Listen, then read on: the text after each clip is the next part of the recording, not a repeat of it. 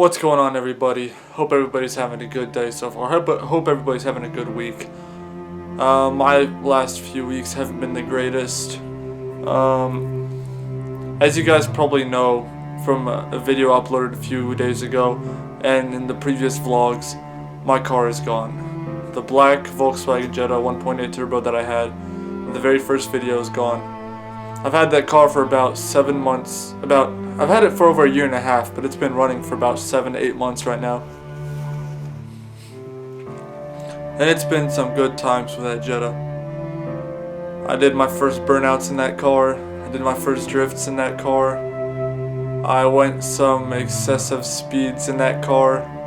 Don't want to say exactly because my mom might be watching this video. And in all those times that I've been reckless driving, nothing's happened to my car, nothing's happened to me, thanks to God, of course. But the one time I'm driving perfectly normally, 55 miles an hour on the highway, left side of the road, left lane of the highway, I get hit and my car is gone. And I'm going to show you guys a few pictures of my car right now, and you guys are going to say, oh, it's not that bad, and it isn't that bad. You're right. I mean, the whole car isn't like destroyed and all that. It's mainly just the rear end. But think about this. I'm only going to get a few grand from the insurance, and I have a bit saved up of my own money. And the Jetta already had some issues, like engine-wise, even before the wreck. So in my mind, which one makes more sense? To spend the money from the insurance and my savings on the car to fix it, to bring it back the way it was, and still have engine problems, or use my insurance money and the money I have saved up towards another car, another Jetta or Audi or GTI, Golf 1.8 turbo. And in my opinion, I mean, the easy answer is, spend my money on another car instead of fixing my old Jetta. I'm gonna go ahead, part out my old Jetta, sell all the engine parts and exterior and interior parts, and any leftover pieces I'm just gonna leave for my next car in case if it's a Jetta, in case if I need any spare parts. Before I want to continue with this video, I want to tell you guys something. It's like it opened up my head a little bit. Like during those moments in that crash, whenever I explain to you guys in a second how the crash happened, what exactly happened in the crash, but in those few seconds that the crash was actually happening, like a million things were going on in my head, and I was thinking like, all right, this is it, I'm done, this is it, I'm gonna die, the car is gone, I'm gone. It wasn't pretty. That just made me see things from a new perspective, that cars are dangerous. And I mean, obviously there's stories of people dying in car wrecks and everything, and it happens every day, but I mean, it's just at that moment that it clicked in my head that I could have died. I need to be careful on the streets, and that I shouldn't be doing the stuff that I do on the streets, and I should just save it for the track or save it for a closed course, because the stuff that I do on the streets, in all honesty, they're very dangerous and they're illegal. I mean, but most importantly, they're dangerous. And I've just been lucky every single time that I've done something illegal and sped or drifted a corner or done a burnout or on public streets, and that I haven't wrecked my car. And that's just luck and, the power of God, just saving me and protecting me. But that one night, I was driving normally, like I said, and I got hit. So I got a picture. Whenever you get in a car accident, the police department, obviously the police come over, check the scene and everything, and they fill out a police report. So they draw like a little sketch of the actual accident and the area and the road and where all took place on a piece of paper. They have like a pretty good sketch. I don't know if they draw themselves or have like a computer do it, whatever. But they sketch it out, and I'll show you guys that picture in a second. But what you guys will be able to see is how the accident itself happened. So I'm driving here, I'm on the left lane, going home from work about 10:30 p.m. And this is 2 lanes going and 2 lanes coming. This is like, like a semi-highway. It's pretty much a highway, yeah. And then in the very middle, there's like that little lane, the middle lane, where it's pretty much the waiting lane, where if you want to make a U-turn, for example, or if you're coming out from a store or something and you want to go and turn left, you got to wait there in the middle until the road is clear and you have the right of way, until all the cars pass, and then you pull out. I was driving on the left lane, and that car, he didn't give me the right of way. He pretty much just kept going, pulled out, and hit my rear end. My car started sliding back and forth, and then I just lost control. I spun full 360s, I think maybe once or twice, at least once. 360s. And like I said, it was at that moment, like in my head, I'm just like, trying to grip the wheel, just don't know what's gonna happen. The thing I was most worried about was spinning out and ending up in the other lane on oncoming traffic and having cars ram into me from that side. And things could have went a lot worse than they did in that crash, and I'm thankful that things happened the way it did happen. And it just goes to show that no matter how good of a driver you are, even if you're driving perfectly legal, there's always going to be those people that are going to come out and ruin things for you. So I mean, you just got to always have your eyes open and ready for anything. And that's obvious. I mean, that's something they tell you the first day you get your driver's permit, the first day you get your driver's license. Always be ready for somebody, pull out in front of you. But whenever it actually happens, like, it's just like a split second. You don't have any time to react. I mean, obviously with more experience in driving and more time and years in driving, obviously you get better at reacting to stuff like that. But I mean, I haven't been driving for no more than a year and a half, and that situation just completely threw me off guard. I wasn't expecting, I wasn't ready for it. So my car spun out about 1.5 to 2 times, 2 full 360s, and I landed down the highway right in the middle between the 2 lanes where somebody would be waiting to pull out, to go. So thankfully I stopped in the middle where no traffic was actually going on, At that moment, like I, for like sat there for like 5 seconds, like, oh my god. Alright, I'm fine. But my car, what happened to my car? And I'll admit it, I was kind of out of my mind at that moment. Like, I was more mad about the car than I was at myself. Like, I opened the window and I yelled to the guys that hit me. I was like, what the hell, guys?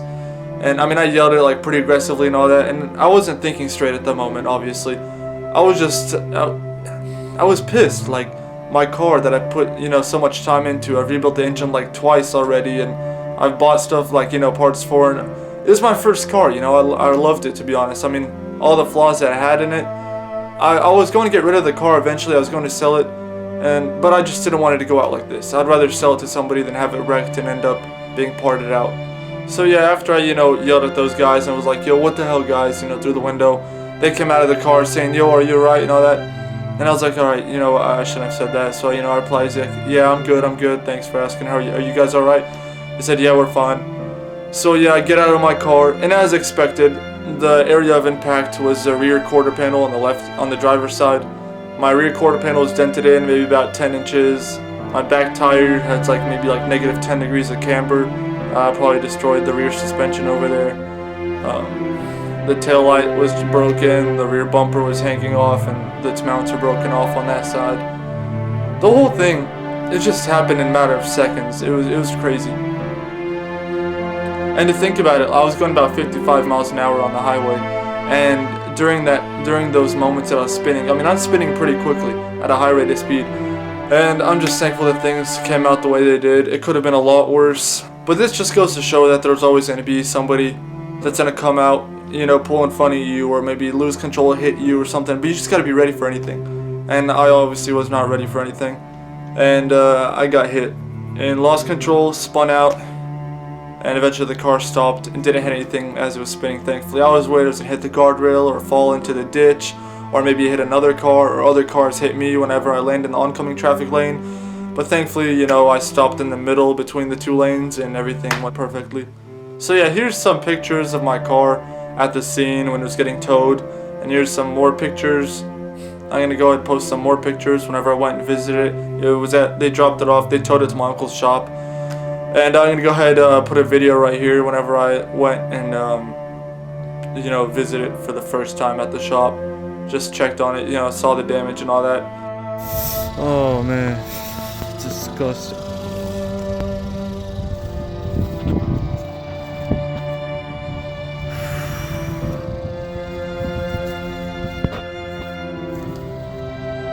The wheel is not supposed to be bent like that. That is just rubbing on the wheel. If you guys need any parts for your Jetta, let me know. I'll be parting this out. So I guess that tow hook down there actually is useful. Pretty much just did the pit maneuver. He just hit me right here.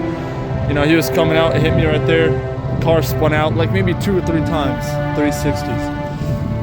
She still runs, and she's got half a tank of gas that's gonna go to waste.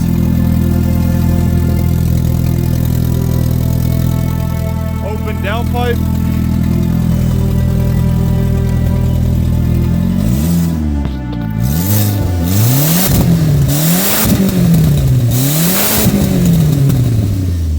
Oh man, I'm gonna miss this thing. Well, good job to you two guys who are driving that car. You guys sure know how to kill my mood for a few weeks.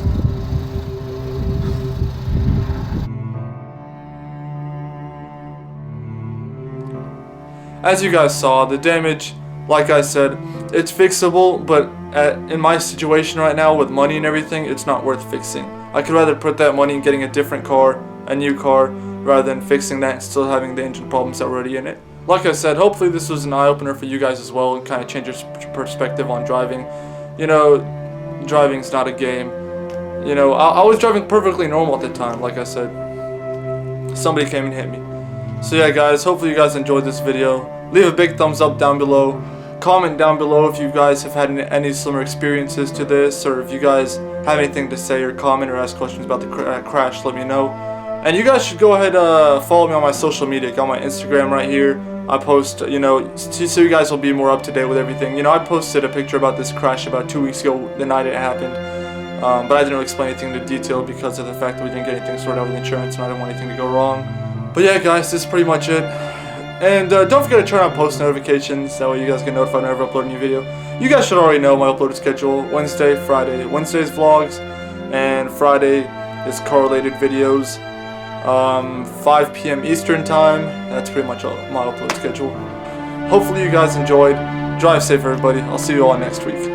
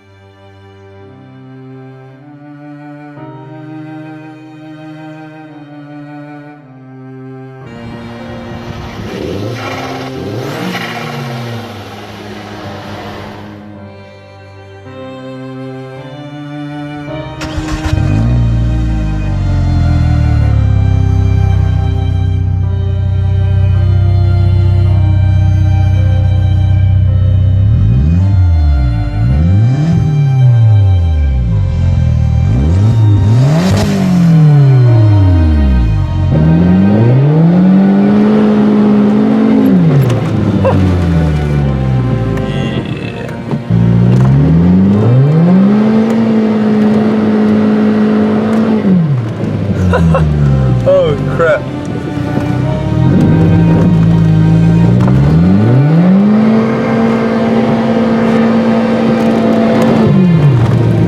Alright, let's go.